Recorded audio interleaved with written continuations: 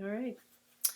Well, we've just finished talking about the formation of the canon and about the decision of entire manuscripts or entire documents that are now in the New Testament and the decision of which ones should be there. Now we move back to looking at the text. Under textual criticism, we were looking at establishing the text. Now we're looking at the various ways of studying what the text means and how the actual writing of the text came to be. So this is lecture number 9, an introduction to biblical criticism. We'll come back a little later to the word criticism, but let's talk about, first of all, how it came about.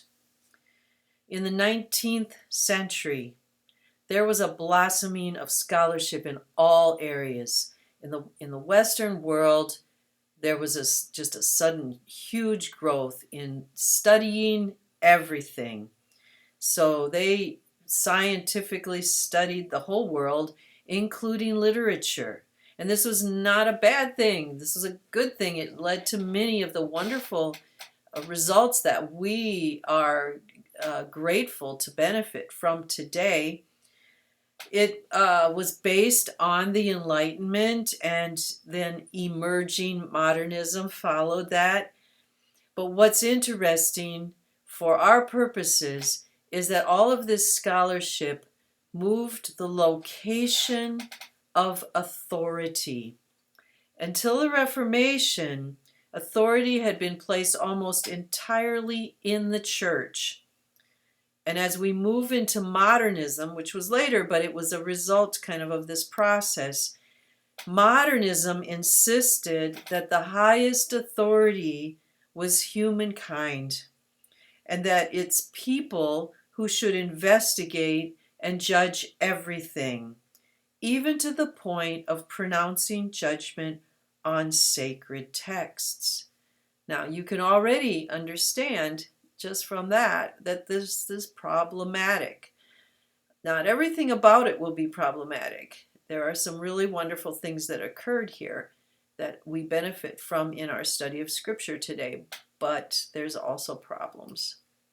So we start with the pre-Reformation, where authority is in the church, and that basically at this point is the Catholic Church, although Greek Orthodoxy would have a somewhat similar direction. There'd have to be some differentiation there, but what we're looking at here is the Catholic Church, because that's where the Reformation occurred. And you may remember that Martin Luther talked about sola scriptura, that the only authority is in the Scripture, but of course that meant that it's in the reading of Scripture, and up until now it was the church that was reading Scripture.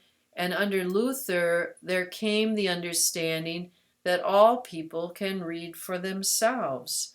So this happened immediately. The Reformation, sola scriptura, all can read for themselves, and that meant a freedom to analyze. That was a very quick process that happened, especially among scholars. They can read the Scripture for themselves and analyze it. Well, the analyzing of the Scripture led to the two types of criticism that I'll have a slide about in a minute: lower criticism and higher criticism. In the process of this, we found a group of scholars who were the leading scholars at the time, who had a skepticism about the Scripture and about miracles and such things. We now call it a liberal skepticism. And sadly, what you would have hoped is that the conservative believers would have responded immediately to liberal skepticism about the authority of Scripture and the truth of Scripture with a conservative scholarship that would have caused, would have balanced it out and given a conversation to the process. But instead, the conservatives did sort of a knee-jerk reaction at this time, which, this is very much oversimplifying, but basically led to two things: fundamentalism and evangelicalism, which is the healthier of the two. Fundamentalism originally meant people who believed the fundamentals of the scripture, but it has come to mean an ultra-conservative that is not necessarily very scientifically and analytically well done. Both of these will be talked about in more detail later, so I'm not going to give you a lot of detail now. But as a result, biblical scholars took scientific methodology to the text of the Christian Bible in a way that had never been done before, and this was called then biblical criticism. Now, when you hear the word criticism, you think, well, I would never do that to the Bible. I don't criticize the Bible. You need to understand that the word criticism comes from a much older English back in the 1900s and even further behind them in the 1800s, that the word criticism at that time meant something more like analysis or detailed study. To criticize something was to analyze it, rather than the modern understanding of the word. Those first scholars, these folks who felt the freedom to analyze and turned into liberal skeptics, they were almost entirely Germans.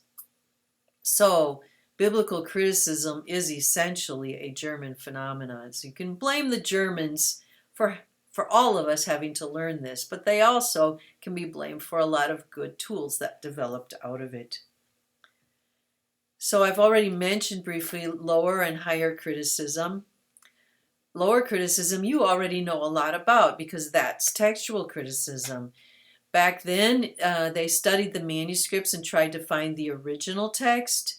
Now we would talk about the Ausgangstext, which is the oldest form of the text that we can get back to, and we would talk about the history of transmission. That was not as important to them at the original point, but they're asking questions like, establishing the original text. What is the author most likely to have written wherever the manuscripts differ? And you already have some skills there. And so from now on, for the rest of this class, we'll be looking at higher criticism in various ways.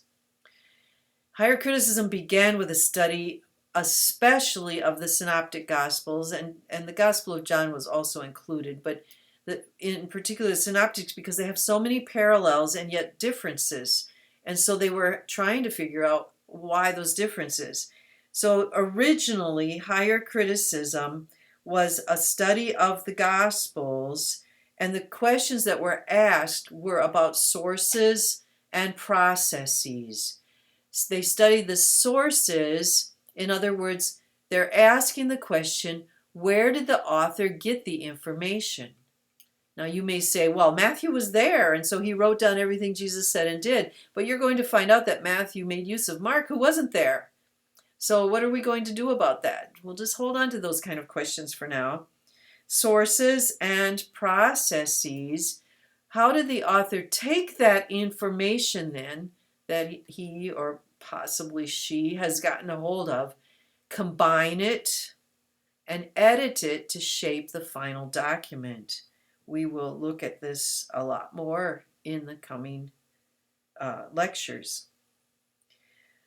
Applying scientific methodology to an ancient document was bound to raise some difficult issues. We come at the text in a different way than people did in the first century or even BC with the Old Testament. But looking at the Gospels in particular, there began to be questions that needed to be asked. What do you do with the differences in how the four Gospels present Jesus? How do you reconcile the fact that the chronology of Paul's life appears to be different in Acts than it is in his letters, especially Galatians? If the scripture is God's word, why does it have grammar mistakes? Why do there seem to be errors of geography or historical sequence and so on? Now, I might be messing with your head a little bit with these questions, but we need to ask them. We want to be good at this. We don't want to just uh, let the liberals have their way, right?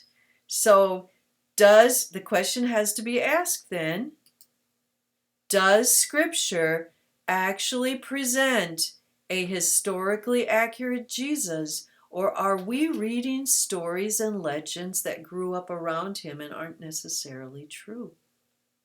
Because that's what the liberal skeptic would say about much of the gospel material.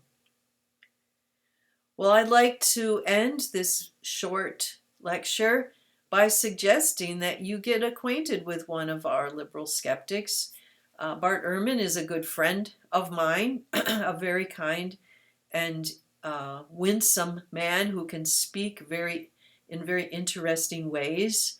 And the problem is that he is convinced that the scripture is a human document. He went from being an agnostic to now calling himself an atheist, which makes me sad. But his books are worth reading because you need to understand why we need to study. The most professional book listed here is The Orthodox Corruption of Scripture, which definitely would count towards your 400 page or your 800 pages of reading. But the other ones would too, as long as you don't only read these. You could read Forged, Jesus Interrupted, or Misquoting Jesus as well. So I really encourage you to go exploring and see some of the things he's written, and then come back and try to respond to them, perhaps even using quotes from him in one of your, either the first paper or the final paper. You could definitely make use of Ehrman and talk about how you agree or disagree with what he claims about a particular passage. All right, well, I will see you again when we talk about the development of higher criticism. How did all this happen anyway?